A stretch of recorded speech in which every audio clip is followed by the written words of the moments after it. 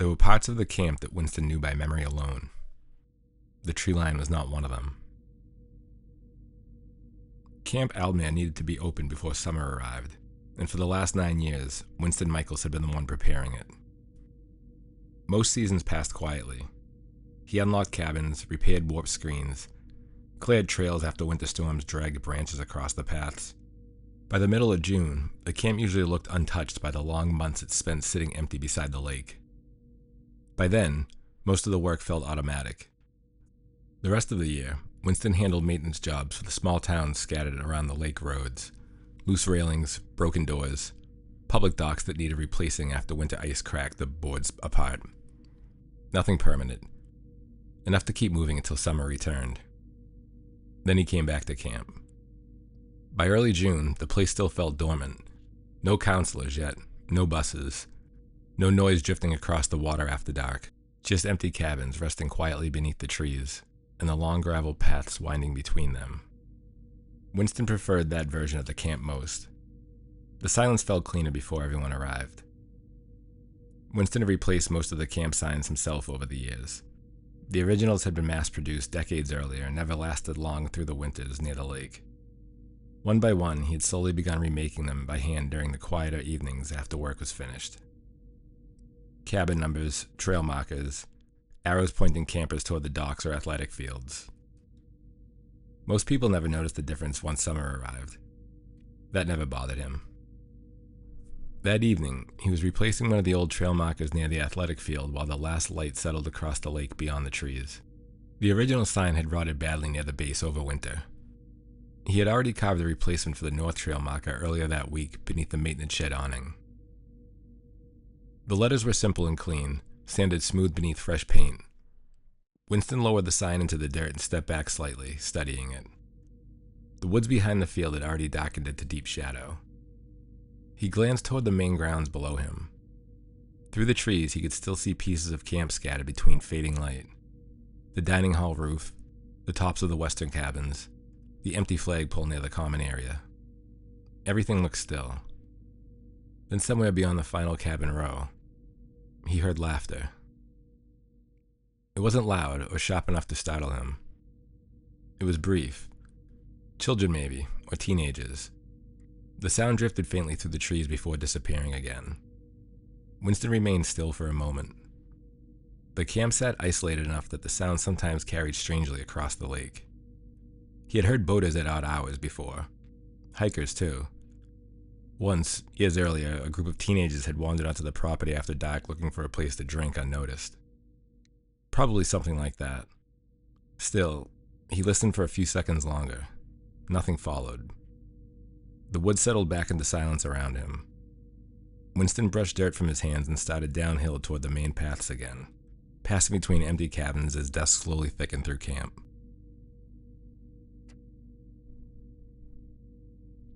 The first stars had begun appearing above the lake by the time he had finished locking the recreation hall. He checked the doors twice out of habit before stepping back into the gravel path. A soft metallic clink echoed somewhere ahead of him. Winston stopped. The sound came again. It was the dock chain, faint and irregular. Somewhere down near the waterfront. He squinted into the darkness slightly and listened. The camp canoes had already been stacked and secured earlier that afternoon. He had checked them himself before sunset. Another clink drifted through the trees. Not constant movement, just enough to suggest something slightly shifting against the wood. Winston turned toward the lake. From where he stood, the waterfront remained mostly hidden behind cabins and trees. Only pieces of dock were visible through the darkening camp. For several seconds, he considered ignoring it. Then he started walking downhill toward the sound.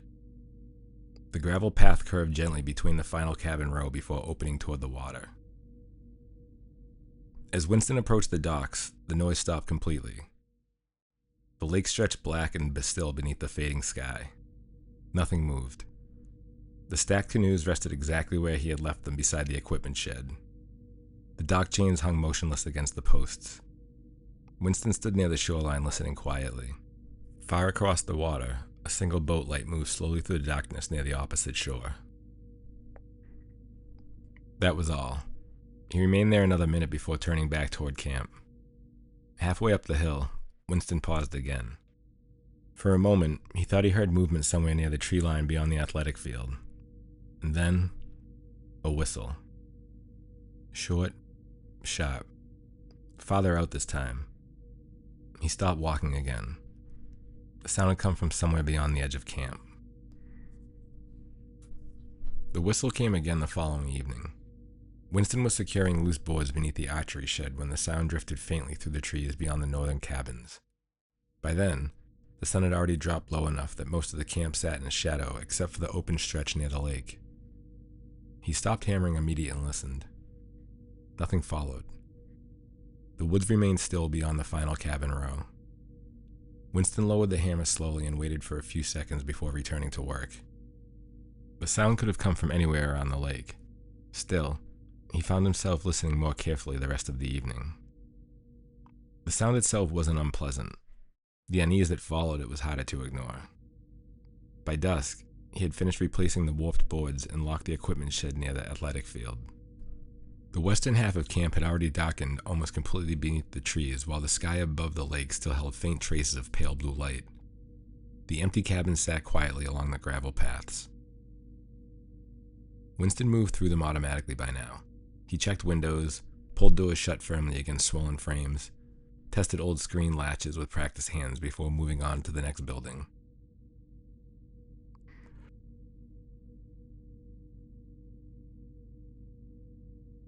He had followed the same routines long enough that most evenings passed without much thought at all. That night, however, he noticed every sound. Gravel beneath his boots, branches shifting overhead, the distant creak of dockwood settling against the water. He reached the final cabin near the northern edge of camp and locked the door behind him. For a moment, he just stood there. Beyond the cabin row, the woods stretched dark and dense along the tree line.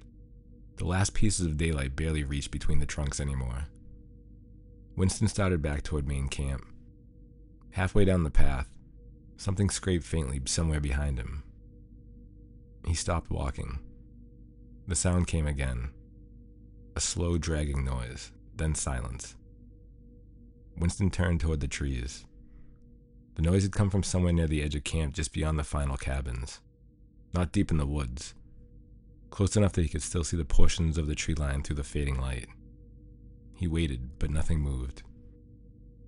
The sensible part of him had already felt tired of this. Probably branches shifting, loose equipment maybe, an animal moving through the brush near the trail. Still, after another moment, Winston stepped off the gravel path and walked back toward the sound. The air beneath the trees felt cooler immediately. Pine needles softened his footsteps as he moved slowly between the last cabin and the tree line beyond it. Up close, the woods looked thicker than they had from the path. Shadows layered tightly between trunks while the remaining daylight thinned overhead. Winston stopped near the edge of the trees and listened carefully.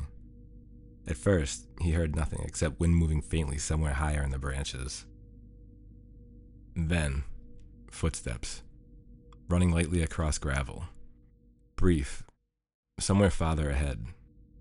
Winston moved forward instinctively before stopping himself almost immediately. The sound had already disappeared. He stood there another full minute, staring deeper into the trees. Nothing followed. There was no movement, no voices, no second set of footsteps. Eventually, he stepped back toward the path again. As he emerged from the trees, he glanced automatically across the empty campgrounds below him. The cabins rested quietly beneath the darkening sky. The lake beyond them remained perfectly still. Everything looked exactly the way it should have. Even so, Winston found himself looking back toward the woods twice before returning to the maintenance shed for the night. After that, the sounds became part of Winston's evening. Not constant. That would have made them easier to dismiss. Instead, they arrived just often enough to remain in his thoughts long after they faded. A whistle beyond the tree line near dusk, running footsteps that stopped the moment he moved toward them. One time, while repairing one of the old canoe racks beside the waterfront, Winston heard what sounded like chairs scraping briefly across the dining hall floor uphill behind him. By the time he reached the building, the noise had already stopped. The hall sat empty. Long rows of tables stretched quietly beneath the dark rafters while evening light faded through the screened windows facing the lake. Nothing looked disturbed. Winston checked every room before leaving. After that, he began locking the camp later. Not intentionally at first. He simply found himself pausing more often once dusk settled over the grounds, listening and waiting. The camp changed shape at that hour. During daylight, the paths and cabins felt familiar enough that Winston could have crossed them blindfolded after all those summers. But once darkness settled beneath the trees, distance became harder to judge between the buildings and the woods surrounding them. The sounds always seemed closer than they were. Another evening, he followed faint laughter nearly halfway around the athletic field before realizing it had drifted from somewhere entirely different near the waterfront. On another occasion, he heard footsteps beyond the northern cabins and walked nearly to the tree line just before the sound suddenly echoed behind him instead. That was the first time a real feeling of unease settled into him. It wasn't fear, more the uncomfortable realization that he no longer trusted where the sounds were coming from. Even so, he kept following them. By the second week of June, most of the major work around camp had already been finished. The docks had been repaired, supply deliveries had started arriving near the main lodge. Fresh mattresses waited stacked inside the rec hall for counselors to unpack later in the month. The camp looked ready for summer. Winston spent one of the evenings repairing an old lake access sign near the waterfront trail while dusk settled slowly through the trees around him. The lettering had faded badly over the years beneath weather and lake wind. He sat alone beside the maintenance shed, sanding the wood smooth while the camp darkened around him. Small curls of cedar collected beneath his boots. Somewhere near the edge of camp, a whistle sounded softly through the trees. Winston didn't look up this time. A minute later, the sound came again. Farther away now. He lowered the sign slowly across his knees and listened, but silence followed. For several seconds, he considered returning to work. Instead, he set the sign carefully beside the shed and stood. The path toward the northern cabin stretched dimly between the trees ahead of him. By now, Winston already knew where the sounds had usually led. Always near the edge of camp. Never fully inside it. Never fully beyond it either. That unsettled him more than anything else. It felt somehow deliberate, as though whatever moved out there understood exactly where the camp ended. Winston walked slowly past the final cabin row, while dusk thickened beneath the trees around him. The woods beyond the northern trail looked nearly black now, except for the faint pieces of sky visible between branches overhead.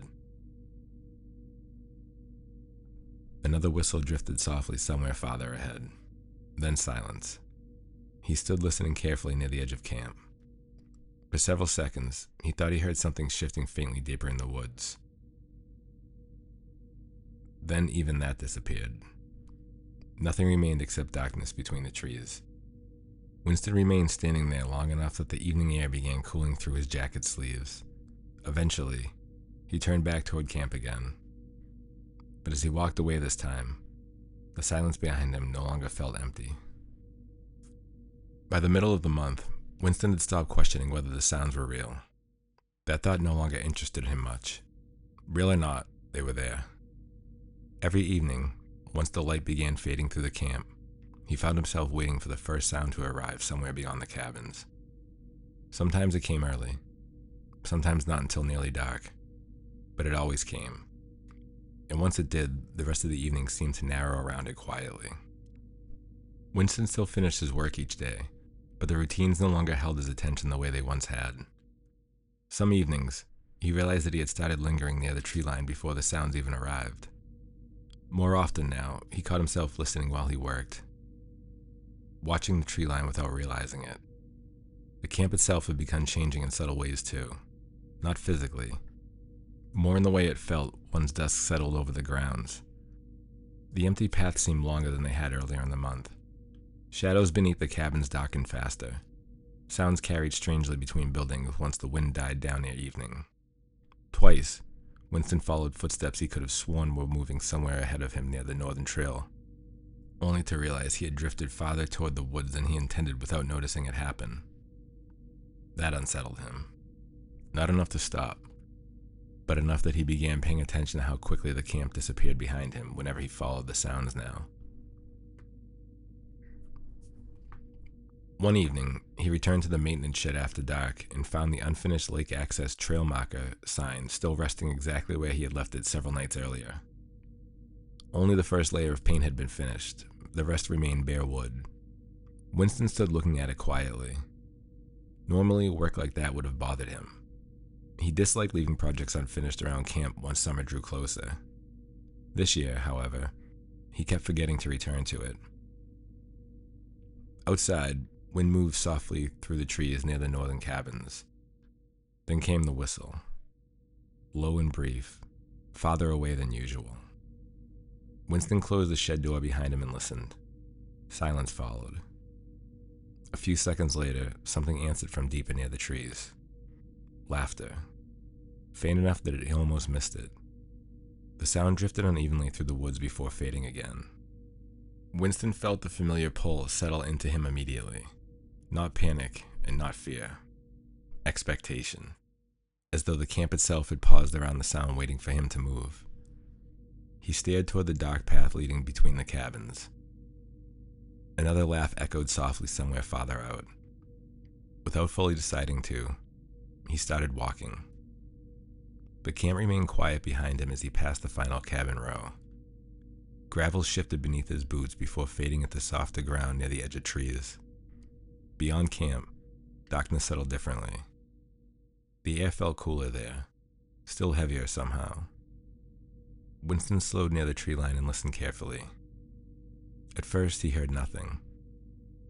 Then came the sound of footsteps moving lightly somewhere ahead of him. They weren't running, just moving, unhurried. The sound stopped whenever he did, then continued again once he moved forward. Winston remained near the edge of the woods longer than he realized. By the time he finally glanced back toward camp, only pieces of it remained visible now through the trees behind him. A corner of the dining hall roof. Pale sections of gravel pathed beneath dim light from the maintenance shed. The camp looked strangely distant already. Another whistle drifted slowly ahead. Closer this time. Winston turned back toward the darkness beyond the trees. For the first time since the sounds had begun, he realized he no longer expected to find anything at all. Even so, he kept listening. The consuls were due to arrive in 3 days. By then, Camp Aldermere looked ready for summer again. Fresh paint covered the bathhouse railings, the docks were repaired, new trail markers were put up. The place no longer looked dormant. It looked waiting. Most of the remaining work was minor enough that Winston could finish it by noon the next day if he wanted. Instead, he moved through the evening slowly, without urgency. The air carried the cool softness that settled over the lake once daylight faded beyond the trees. Along the waterfront, the last pieces of sunlight still reflected dimly against the water, while the cabins farther inland had already darkened beneath shadow. Winston stood outside the maintenance shed for a while looking across camp. Everything rested exactly where it should. The gravel paths, the dining hall, the empty flagpole near the commons. The signs he had carved over the years pointing campers toward trails, cabins, and docks they would soon fill again with noise. For the first time since arriving that season, Winston found himself trying to imagine the camp without him there to open it. The thought felt strangely difficult. A whistle drifted softly through the trees just then. Winston closed his eyes briefly. Not startled anymore. The sound had come from beyond the northern cabins again, farther out than usual. When he opened his eyes, the camp remained perfectly still around him. No movement, no voices. Only evening settling quietly over the grounds. Winston looked down at the unfinished trail marker resting beside the shed wall. The lake access marker. The paint can still sat unopened beside the shed. For a moment, he considered finishing it. Instead, he set the brush down carefully beside the can and stepped away. The gravel paths curved between the cabins ahead of him beneath the deepening evening. Winston walked slowly past the rec hall first, then the athletic field, then the final row of northern cabins where the camp ended and the woods began. The whistle came again. Closer now. Not loud, not threatening, just waiting. Winston stopped near the edge of the trees. Behind him, the camp stretched quietly toward the lake beneath the fading sky. In another few days, children would run those same paths carrying towels toward the waterfront. Councils would gather outside the dining hall after dark. Canoes would scrape against the docks again all summer long. But camp would continue exactly as it always had. Ahead of him, the woods remained dark and still. Then somewhere deeper between the trees came the faint sound of footsteps moving slowly farther out. Winston listened. A small uneasy part of him understood that if he followed the sounds again tonight, he might not come back before morning, or maybe not at all. The thought should have frightened him more than it did. Instead, standing there at the edge of camp, Winston felt something calmer settled quietly beneath the unease. It wasn't certainty. It was something closer to recognition. Another whistle drifted softly ahead through the darkness. Winston stepped forward into the trees. As he walked, the camp slowly disappeared behind him.